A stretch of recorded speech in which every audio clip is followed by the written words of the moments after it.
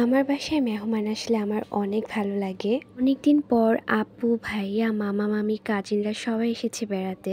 তাদেরকে নিয়ে আজকে দিনটা কেমন কাটলো তার সবকিছু নিয়ে থাকবে আজকের ব্লগ। সকালে ঘুম থেকে উঠেই দেখি আম্মু মেহমানদের জন্য পিঠা বানাচ্ছিল।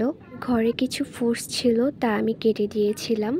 আপনারা এই পিঠাগুলোকে কী নামে চেনেন অবশ্যই আমাকে কমেন্ট করে জানাবেন। আর আম্মু পিঠাগুলো অনেক দিন পরে বানাচ্ছে তাই একটু অন্যরকম হচ্ছিল। যাই হোক পিঠাগুলো খেতে অনেক মজা হয়েছিল। যাই হোক সকালের নাস্তা শেষ করে দুপুরে রান্নায় চলে যায় আম্মু।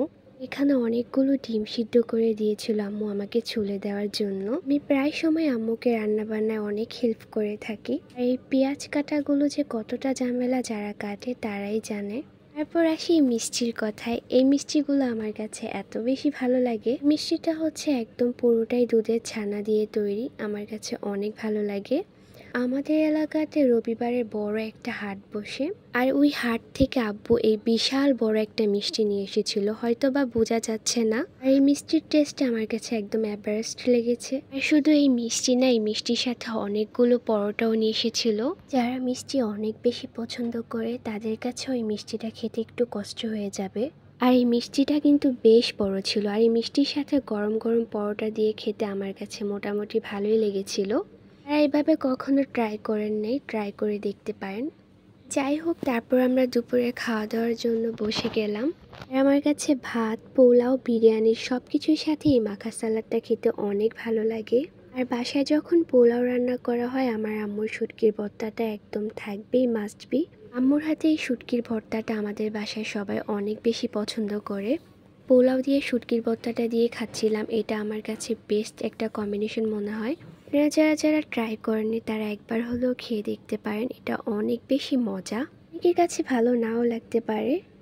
যাই হোক তারপর ভর্তা দিয়ে খাওয়া শেষ করে একটা রোস্ট নিয়ে নিলাম। আর আমি লেগ পিস নিয়েছিলাম, লেগ পিসটা খেতে আমার অনেক ভালো লাগে। আর আম্মুর হাতে এই ঘরোয়া রোস্টগুলো খেতে এত বেশি মজা হয়, রোস্টের গ্রেভিগুলো খুব বেশি মজা হয়েছিল। যাই হোক রোস্ট দিয়ে খাওয়া দাওয়া শেষ করে একটু গরুর মাংস নিয়ে নিলাম।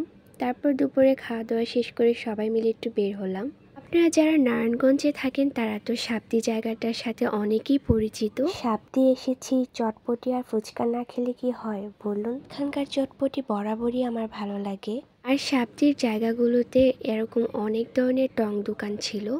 দোকানগুলোর উপরে বেশ সুন্দর করে লাইটিং দিয়ে সাজানো ছিল। সবাই নিচে ফুচকা চটপটি খাওয়া দাওয়া শেষ করে উপরে এসেছিলাম একটু ছবি তোলার জন্য। আর এটা দেখতে মাশাআল্লাহ এত বেশি সুন্দর লাগছিল। আসলে এটা হচ্ছে একটা রেস্টুরেন্ট। দিনের বেলা এতটা সুন্দর না লাগলেও রাতের বেলায় কিন্তু বেশ সুন্দর লাগে। আর সাবজির রাস্তাগুলো দেখতে আমার কাছে বরাবরই সবসময় ভালো লাগে। তারপর বাসায় আসার পর আমার কাজিনের হাতে একটু মেহেদি পরিয়ে দিলাম। আমার বাসায় আমার হাতের হালিম রান্না সবাই অনেক পছন্দ করে, তাই সবার জন্য একটু হালিম রান্না করলাম।